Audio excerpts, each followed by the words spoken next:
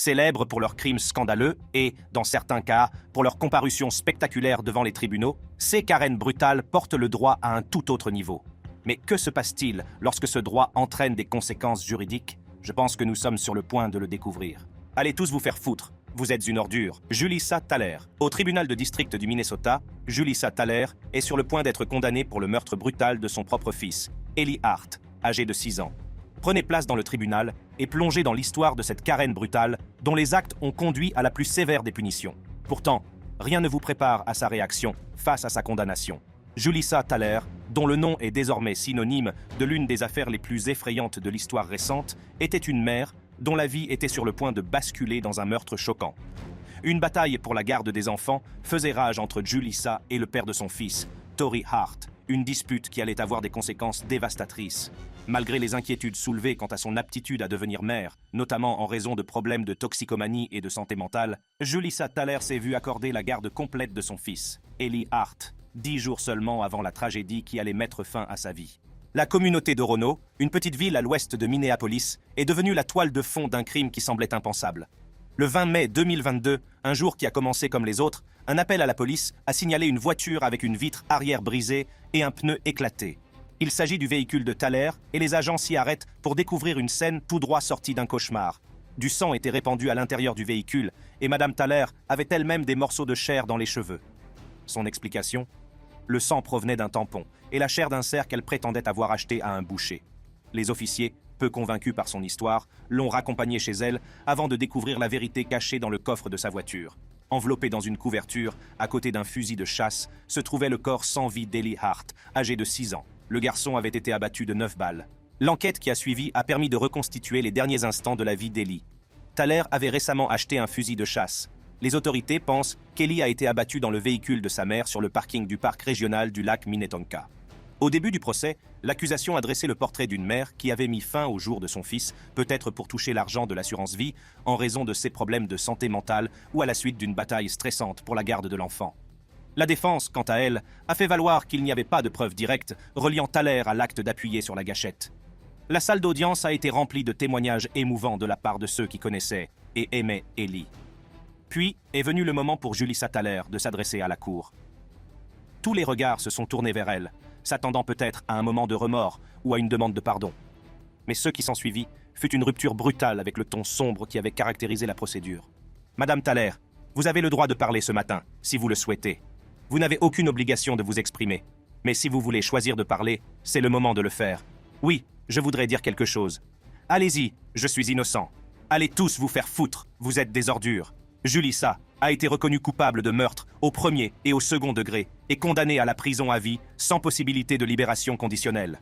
Lorsque le juge a lu la sentence, sa voix était posée, mais l'émotion derrière ces mots était claire. Et même si la sentence de Julissa Thaler ne ramènera pas ce qui a été perdu, on peut espérer qu'elle aidera à alléger le fardeau de la douleur.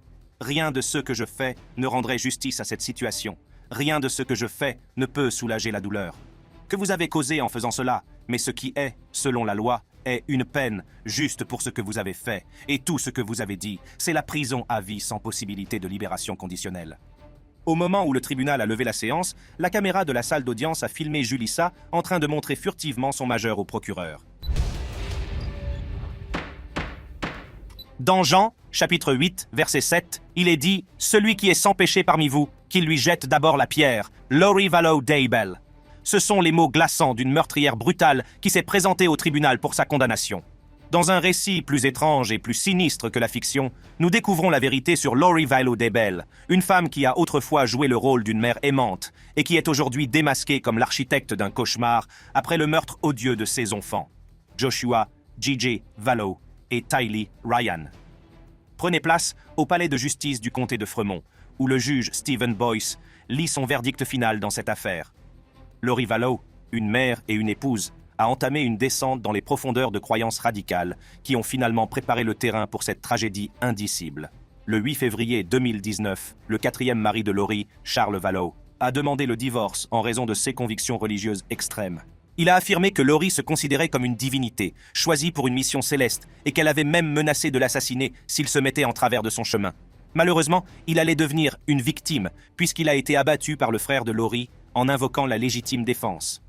Le 8 septembre 2019, Les enfants de Lori, Tylee Ryan et JJ, ont été vus pour la dernière fois au parc national de Yellowstone, lors d'une excursion avec Lori et Alex Cox.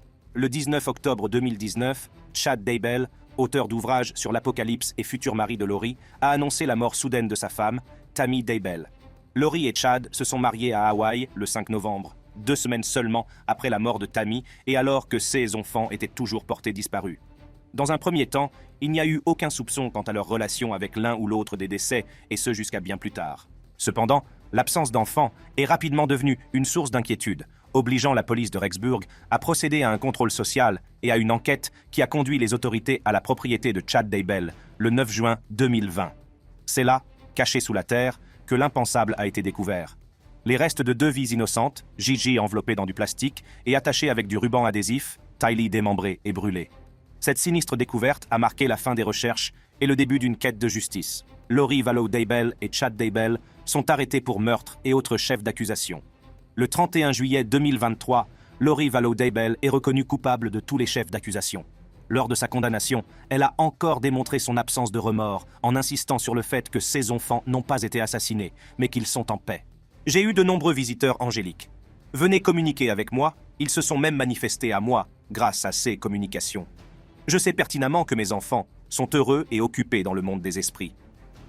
Elle a ensuite expliqué que Jésus-Christ savait qu'elle était innocente. Christ Jésus connaît la vérité sur ce qui s'est passé. Christ, Jésus sait que personne n'a été assassiné dans cette affaire. Lori Vallow Daybell a finalement été condamnée à la perpétuité sans possibilité de libération conditionnelle pour ses crimes odieux. Vous êtes condamné à la garde de le conseil d'administration de l'administration pénitentiaire de l'État pour servir la peine maximale autorisée, une peine déterminée, peine d'emprisonnement à vie sans possibilité de libération conditionnelle. Une femme du comté de Greene a été condamnée à la prison à vie pour le meurtre d'une femme enceinte en 2016, Vonda Smith. Cette nouvelle affaire dévoile le crime effrayant d'une grand-mère du Tennessee, Vonda Smith, qui est jugée pour meurtre au premier et au second degré par la cour criminelle du comté de Greene. Alors que la ville du Tennessee semble être aux prises avec cet acte choquant, nous rejoignons le juge John F. Duggar Jr. alors qu'il préside la sentence finale et qu'il espère révéler le mobile derrière de tels actes. La ville de Greenville, dans le Tennessee, était une petite ville typique avec peu de drames et une communauté soudée. Cependant, cette sérénité s'est révélée être une façade lorsque, le 12 août 2016, des nouvelles ont fait le tour de la ville concernant les enquêtes de la police sur une affaire de meurtre, et plus choquant encore, lorsque le principal suspect n'était autre que Vonda Smith, âgée de 51 ans. Le corps de Jessica Nicole Morrison, 21 ans, mère de 2 enfants, avait été trouvé cette nuit-là aux alentours d'Afton par un homme qui promenait son chien le long d'une route déserte à une voie. La victime a été brutalement battue et est décédée des suites d'un traumatisme crânien. Le bureau d'enquête du Tennessee a également révélé que le coup mortel avait été porté par un objet contondant et qu'elle était enceinte au moment de sa mort. La nouvelle de la mort de Jessica a été un coup tragique pour les habitants de cette petite ville qui la décrivait comme une mère aimante pour ses 2 enfants qui ne fréquentaient jamais les mauvaises personnes. En mars 2017, Vonda Smith, la grand-mère de l'un des enfants de Jessica, a été arrêtée pour le meurtre. L'enquête a révélé que Vonda Smith avait été la dernière personne à avoir vu la victime vivante lorsqu'elle lui avait prêté une voiture et que la zone où le corps avait été découvert se trouvait à peine à 8 km de son domicile. Lorsque les inspecteurs ont inspecté la voiture, ils ont trouvé des traces de sang sur le siège du passager et une odeur d'eau de javel. Interrogée, la grand-mère a affirmé qu'elle avait agi de la sorte parce que l'intérieur de la voiture sentait l'urine de chat, et non parce qu'elle voulait détruire des preuves sur une scène de crime.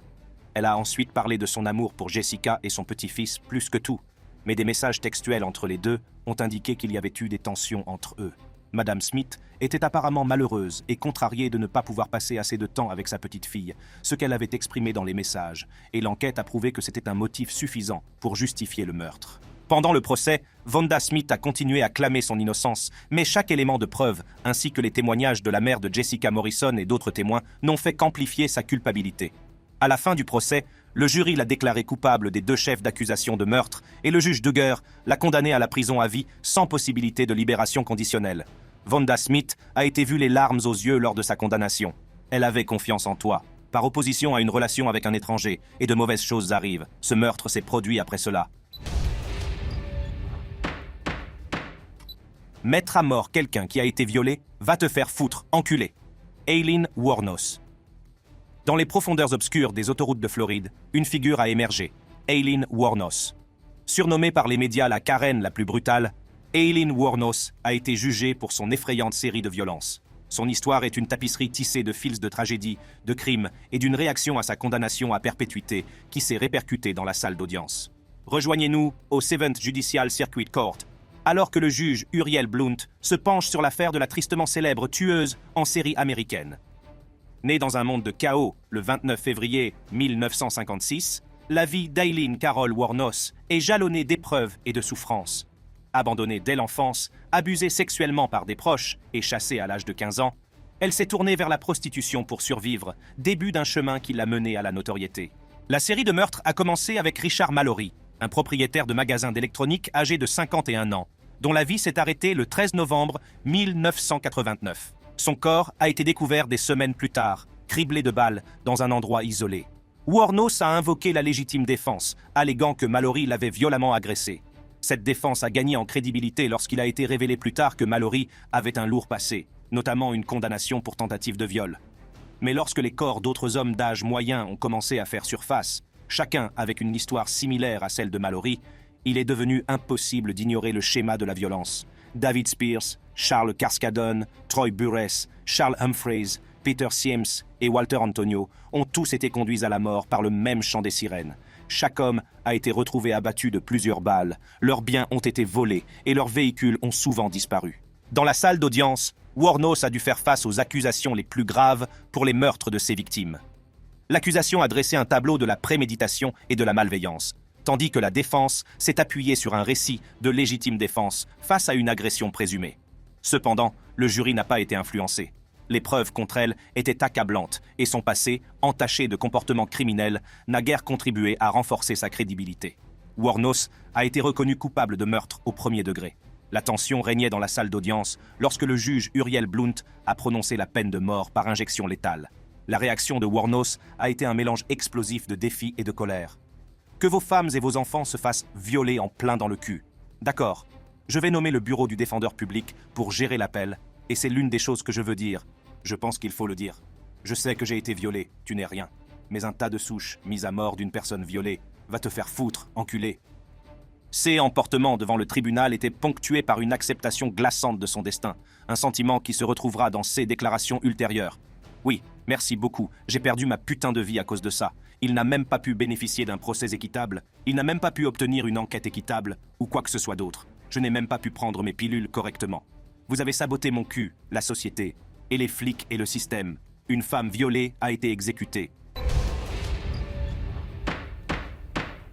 Votre seul regret est donc que la torture n'a pas duré plus longtemps. Oui, et je regrette de ne pas avoir tué mon autre victime, Angela Simpson. L'affaire suivante est l'histoire d'un crime si odieux qu'il s'inscrira dans l'histoire criminelle de l'Arizona. Un récit de torture et de meurtre sans pitié qui a abouti à la condamnation à perpétuité d'un tueur surnommé par les médias l'un des Karen les plus brutaux. À la cour d'appel de l'Arizona, en compagnie du juge Paul McMurdy, nous découvrons la réaction d'Angela Simpson à sa condamnation. Réaction qui défie l'entendement, son histoire étant un rappel brutal de la noirceur qui peut rôder dans l'âme humaine. Née le 29 novembre 1975, Angela Simpson a déclaré que son combat contre la maladie mentale avait commencé à l'âge de 10 ans, un combat qui allait jeter une longue ombre sur ses actions ultérieures. Sa descente dans le monde de la toxicomanie n'a fait qu'aggraver ses difficultés, créant un mélange d'instabilité et de rage qui finira par exploser dans un acte d'une violence inouïe. Les événements qui ont conduit au crime ont commencé par une journée apparemment ordinaire, le 2 août 2009. Terry Neely, un homme de 46 ans souffrant d'un handicap le confinant à un fauteuil roulant motorisé, a quitté l'établissement de soins assistés où il résidait. C'est Angela Simpson qui l'a attiré dans un appartement, une connaissance qui avait promis à Neely une combinaison de sexe et de drogue, un appât qui n'était rien d'autre qu'un piège trompeur. Une fois dans l'appartement, la véritable horreur a commencé. Pendant 3 jours, Neely a été soumis à une brutalité qui défie l'entendement. Simpson, brandissant un démonte-pneu avec une intention impitoyable, l'a battu sans relâche. Elle ne s'est pas arrêtée là. Avec une collection de couteaux, elle l'a poignardé plus de 50 fois, et un clou de 3 pouces a été enfoncé dans sa tête. Dans un geste grotesque, Simpson a arraché les dents de Neely, une par une, un acte qui témoigne d'un niveau de sadisme qui glace le sang. Mais l'aspect le plus effrayant de cette épreuve est sans doute l'insistance de Simpson pour que Neely assiste à sa torture.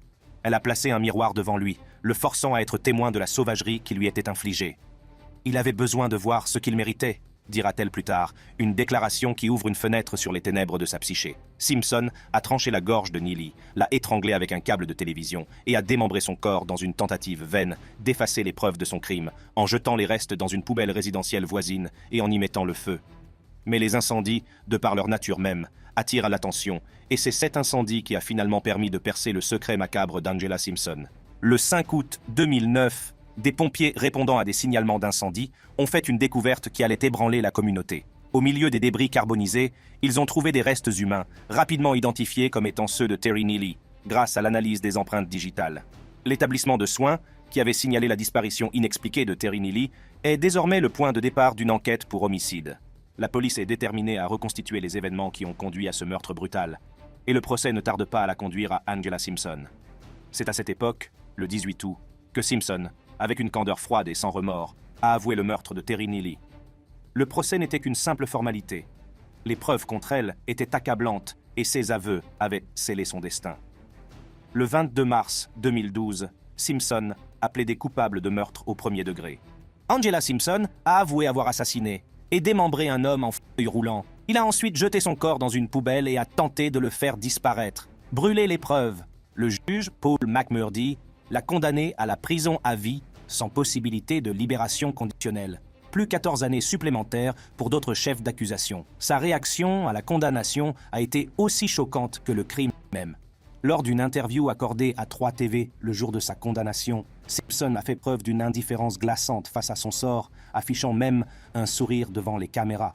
Tu tueras encore, si l'occasion se présente, je l'espère. Ok, on a fini. Avez-vous terminé? Oui. Tout le monde veut savoir. Oui, je l'ai tué. Mitchell Blair. Dans le quartier est de Détroit, les corps de 2 enfants sont découverts dans un congélateur. Le meurtrier, leur mère. Au tribunal de 3e instance du comté de Wayne, la juge Dana Hathaway s'apprête à condamner Mitchell Blair à une peine de prison à perpétuité sans possibilité de libération conditionnelle, tandis que le monde entier assiste à la réaction de la plus brutale des Karen, non pas avec des remords, mais avec un défi qui fait froid dans le dos. En proie au chômage et à des difficultés financières, la vie de Mitchell Blair est une tapisserie de défis. Un récit qui n'est pas rare dans le quartier en difficulté de Détroit. Mais sous la surface de cette lutte apparemment typique se cachait un sinistre secret qui allait bientôt être déterré, modifiant à jamais le tissu de la communauté. Le 24 mars 2015, les restes d'un jeune garçon ont été retrouvés dans l'appartement de Blair, enveloppés dans une couverture, à côté des restes d'une adolescente congelée dans son congélateur. La communauté a été horrifiée, et la question urgente de savoir où se trouvait Blair a été rapidement résolue. Elle a été retrouvée chez un voisin, avec ses 2 enfants survivants. Les pièces manquantes du puzzle, Stephen Gage Berry et Stony Ann Blair, sont désormais tragiquement retrouvées. Les autopsies ont révélé une série de tortures et d'abus qui ont abouti à la mort des enfants. Stephen, âgé de 9 ans seulement, a connu une fin tragique en août 2012, tandis que Stony, âgé de 13 ans, a subi le même sort en mai 2013. La cause de la mort des 2 enfants est un traumatisme contondant, les lésions thermiques ayant contribué au décès de Stephen. La révélation que leur corps avait été dissimulé dans le congélateur pendant plus de 2 ans n'a fait qu'intensifier la répulsion et l'incrédulité du public. Au fur et à mesure que l'affaire se déroulait devant le tribunal itinérant du comté de Wayne, Blair avouait les meurtres, invoquant un mobile qui n'avait jamais été prouvé.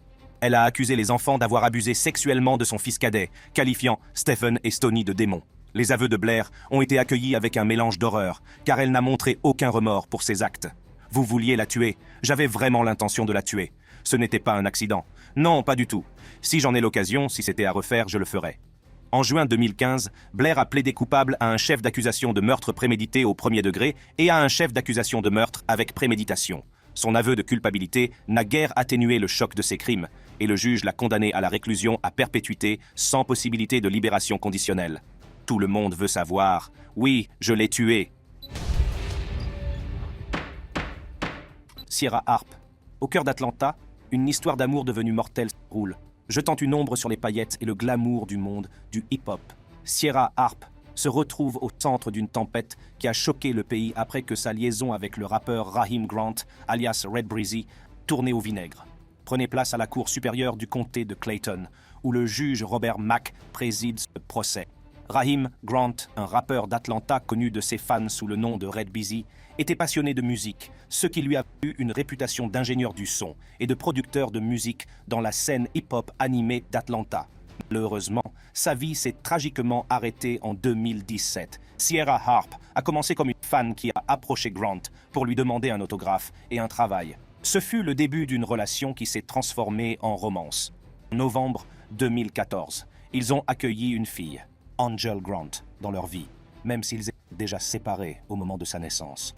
Alors que l'année 2017 touchait à sa fin, Harp, qui avait été expulsé, a trouvé refuge dans la maison de Grant. Mais le sanctuaire s'est rapidement transformé en champ de bataille, les bagarres étant souvent déclenchées par la jalousie de Harp. Suivant les conseils de sa mère, Grant a commencé à documenter leurs altercations sur son téléphone portable, une décision qui dévoilerait plus tard la sombre vérité de leur dernière rencontre fatale. La nuit du 29 décembre 2017 à Fayetteville, en Géorgie. Un appel au 911 a été passé signalant Sierra Harp, ensanglantée et désespérée, serrant sa fille de 3 ans, Angel. Les enquêteurs ont découvert un couteau à pousser ensanglanté dans la maison de Grant et son téléphone portable, qui contenait des preuves invisibles. Au domicile du voisin, ils ont retrouvé un pistolet Ruger LCP 380, enregistré au nom de la famille de Grant, apporté par Harp dans sa fuite. Le récit général était que Grant était l'agresseur avec le couteau, tandis que Harp était la victime qui avait tiré en désespoir de cause. Mais la mère de Grant, Geraldine Grant Brayson, a contesté ce récit, insistant sur la nature non violente de son fils à l'égard des femmes. Elle a dépeint Harp comme l'ex-obsédé, Grant essayant simplement de faire partie de la vie de sa fille. Au terme de ce voyage poignant à travers les cas des Karen les plus brutaux, chacun d'entre eux nous rappelle brutalement la fragilité de la vie et l'impact profond des décisions de notre système judiciaire. Si vous avez apprécié cette vidéo, cliquez sur les cartes qui s'affichent sur vos écrans pour découvrir d'autres vidéos fascinantes comme celle-ci.